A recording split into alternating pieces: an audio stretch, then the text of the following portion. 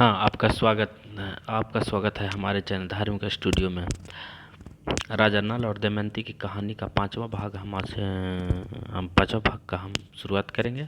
तो इससे पहले हम थोड़ा रिव्यू कर दें। पहला भाग में हम राजा नल और दमयंती के स्वयंवर की कहानी का चर्चा किए हैं। दूसरे भाग में राजा नल के शरीर में कैसे कलयुग आता है और जुए में कैसे अपना राजा हार जाता है। हार के बाद जंगल की ओर प्रस्थान करता है। तीसरे भाग में हम राजा नल और दमयंती को वन में सोई हुई अवस्था में तीसरे भाग में राजा नल दमयंती को वन में सोई हुई अवस्था में छोड़ के चले जाते हैं। तब दमयंती चेदी नरेश के यहाँ शरण लेती है। चौथे भाग में हम राजा नल को रूप बदलना, राजा ऋतुपर्ण के यहाँ सारथी होना, भीमक के द्वारा नल दमयंती की खोज और दमयंती का मिलना। और अब हम आज पश्चिमी भाग में नल की खोज, ऋतुपर्व की विदर्भ यात्रा और कलयुग का उतरने का कहानी का हम इसमें चर्चा करेंगे। तो इससे पहले हम बता दें कि ये कहानी हम महाभारत काल से ले रहे हैं। ये कहानी है जो उस समय की है जब पांचों पांडव कपट दूत में हार कर वन में 12 वर्ष के लिए वनवास और 1 वर्ष के अज्ञातवास में जाते हैं। उसी दरमियान है जो उनके द्वार पर बृहदस्व जी मुनि पर पधारते हैं। तो युधिष्ठिर है जो अपना दुख जताते हैं कि महर्षि, आपने कहीं मेरे जैसा दुखी राजा देखे हैं जो कपट दूत में हार कर अपना सब कुछ गवा देता है। तो उसी के जवाब में बृहदस्व जी ये कहानी राजा नल और दमयंती का कहानी सुनाते हैं और बोलते हैं कि आपसे भी दुखी राजा मैंने देखा हूँ युधिष्ठिर। तो आइए हम इस कहानी के 5वें भाग को हम आगे चर्चा बढ़ाते हैं। तो बृहदस्व जी कहते हैं, युधिष्ठिर अपने पिता के घर एक दिन विश्राम करके दमयंती ने अपने माता से कहा कि माता जी, मैं आपसे सत्य कहती हूँ, यदि आप मुझे जीवित रखना चाहती हैं तो मेरे पतिदेव को ढूंढने का उद्योग कीजिए। रानी ने बहुत दुखी होकर अपने पति राजा भीमक से कहा कि स्वामी, दमयंती अपने पति के लिए बहुत व्याकुल है। उसने संकोच छोड़कर मुझसे कहा है कि उन्हें ढूंढवाने का उद्योग करना चाहिए। राजा ने अपने आश्रित ब्राह्मणों को बुलवाया और नल को ढूंढने के लिए उन्हें नियुक्त कर दिया। ब्राह्मणों ने दमयंती के पास जाकर कहा कि अब हम राजा नल का पता लगाने के लिए जा रहे हैं। दमयंती ने ब्राह्मणों से कहा कि आप लोग जिस राज्य में जाएं वहाँ मनुष्यों की भीड़ में यह कहें, मेरे प्यारे छलिया, तुम मेरी साड़ी से आधी फाड़ कर तथा मुझे दासी को वन में सोती छोड़कर कहाँ चले गए? तुम्हारी वह दासी अब भी उसी अवस्था में आधी साड़ी पहने तुम्हारा आने की बाट जोह रही है और तुम्हारे वियोग के दुख से दुखी हो रही है। उनके सामने मेरी दशा का वर्णन कीजिएगा और ऐसी बात कहिएगा जिससे वे प्रसन्न हो और मुझ पर कृपा करें। मेरी बात कहने पर यदि आप लोग को कोई उत्तर दे तो वह कौन है, कहाँ रहता है, इन बातों का पता लगा लीजिए और उसका उत्तर याद रखकर मुझे सुनाइए। इस बात का भी ध्यान रखिए कि आप लोग यह बात मेरी आज्ञा से कह रहे हैं यह उसे मालूम न हो पावे। ब्राह्मणगण दमयंती के निर्देशानुसार राजा नल को ढूंढने के लिए निकल पड़े। बहुत दिन तक ढूंढने की खोज के बाद प्रनाद नामक ब्राह्मण ने महल में आकर दमयंती से कहा, राजकुमारी, मैंने आपके निर्देशन निषेध नरेश नल का पता लगाता हुआ अयोध्या जा पहुंचा। वहां मैंने राजा ऋतुपर्ण के पास जाकर भरी सभा में तुम्हारी बात दोहराई, परंतु वहां किसी ने कुछ उत्तर नहीं दिया। जब मैं चलने लगा तब उसके बाहुक नामक सारथी ने मुझे एकांत में बुलाकर कुछ कहा। देवी, वह सारथी राजा ऋतुपर्ण के घोड़ों को शिक्षा देता है, स्वादिष्ट भोजन बनाता है, परंतु उसके हाथ छोटे और शरीर कुरूप हैं। उसने लंबी सांस लेकर रोते हुए कहा, कुलीन स्त्रियां घोर कष्ट पाने पर भी अपनी शील की रक्षा करती है और अपने सतीत्व के बल पर स्वर्ग जीत लेती है। कभी उनका पति उन्हें त्याग भी दे तो वो क्रोध नहीं करती, अपने सदाचार की रक्षा करती है। और त्यागने वाला पुरुष विपत्ति में पड़ने के कारण दुखी और अचेत हो रहा था, इसलिए उस पर क्रोध करना उचित नहीं है। माना कि पति ने अपनी पत्नी का योग सत्कार नहीं किया, परंतु वह उस समय राजलक्ष्मी से क्षुधातुर, दुखी और दुर्दशाग्रस्त था। ऐसी अवस्था में उस पर क्रोध करना उचित नहीं है।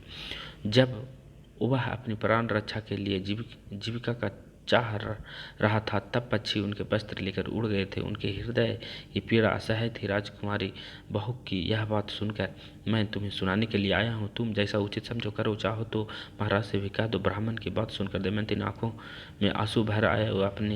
उसने अपनी माँ से एकांत में कहा, माता जी, आप यह बात पिताजी से कहें। मैं सुदेव ब्राह्मण को इस काम में नियुक्त करती हूँ। जैसे सुदेव ने मुझे शुभ मुहूर्त में यहाँ पहुँचाया था, वैसे ही वह शुभ शकुन देकर अयोध्या जाए और मेरे पतिदेव को लाने की युक्ति करे। इसके बाद दमयंती ने प्रहलाद का सत्कार करके उसे विदा किया और सुदेव को बुलाया। दमयंती ने सुदेव से कहा, ब्राह्मण देवता, आप शीघ्र से शीघ्र अयोध्या नगरी में जाकर राजा ऋतुपर्ण से यह बात कहिए कि भीमा की पुत्री दमयंती फिर स्वयंवर में स्वेच्छानुसार पति वरण करना चाहती है। बड़े बड़े राजा और राजकुमार जा रहे हैं। स्वयंवर की तिथि कल है, इसीलिए यदि आप पहुंच सके तो आप आ जाइए। नल के जीने अथवा मरने का किसी को पता नहीं है, इसीलिए वह काल सूर्योदय के समय दूसरा पति वरण करेगी। दमयंती की बात सुनकर सुदेव अयोध्या गया और उन्होंने राजा ऋतुपर्ण से सब बात कह दी। राजा ऋतुपर्ण ने सुदेव ब्राह्मण की बात सुनकर बाहु को बुलाया और मधुबान से समझाकर कहा कि बाहु, कल दमयंती का स्वयंवर है। मैं एक ही दिन विदर्भ देश पहुंचना चाहता हूँ, परंतु यदि तुम इतना जल्दी वहाँ पहुँचा जाना संभव समझो तभी मैं वहाँ जाऊँ। ऋतुपर्ण की बात सुनकर नल का कलेजा फटने लगा। उन्होंने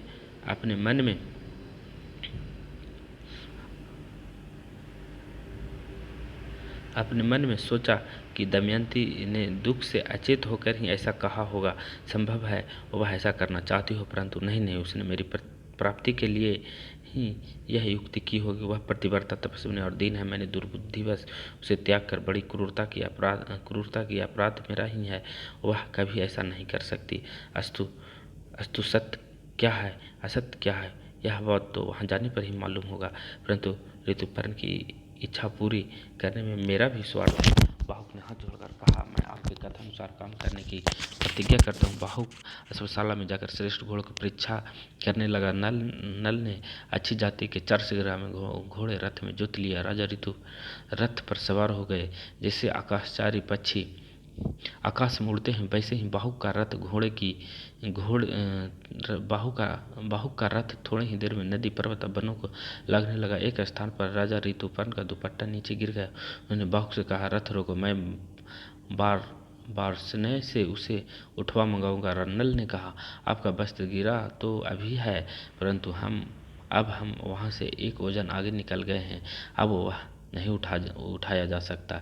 जिस समय यह बात हो रही थी, उस समय वह रथ एक वन में चल रहा था। ऋतुपर्ण ने कहा, बाहुक, तुम मेरी गणित विद्या की चतुराई देखो। सामने के वृक्ष में जितने पत्ते और फल दिख रहे हैं, उनकी अपेक्षा भूमि पर गिरे हुए फल और पत्ते 101 गुने अधिक हैं। इस वृक्ष की दोनों शाखाओं और टहनियों पर 5 करोड़ पत्ते हैं और 2095 फल हैं। तुम्हारी इच्छा हो तो गिन लो। बाहुक ने रथ खड़ा कर दिया और कहा, मैं इस बहेड़ के वृक्ष को काट कर इनके फलों और पत्तों को ठीक ठीक गिन कर निश्चय करूंगा। बाहुक ने वैसा ही किया। फल और पत्ते ठीक उतने ही हुए जितने राजा ने बतलाए थे। नर आश्चर्यचकित हो गए। बाहुक ने कहा, आपकी विद्या अद्भुत है, आप अपनी विद्या बतला दीजिए। ऋतुपर्ण ने कहा, गणित की विद्या की तरह ही मैं पासों की वशीकरण विद्या में भी ऐसी ही निपुण हूँ। बाहुक ने कहा कि आप मुझे यह विद्या सिखा दें तो मैं आपको घोड़ों की भी विद्या सिखा दूँ।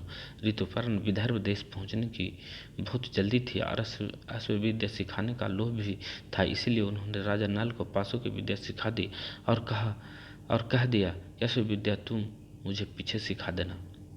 मैंने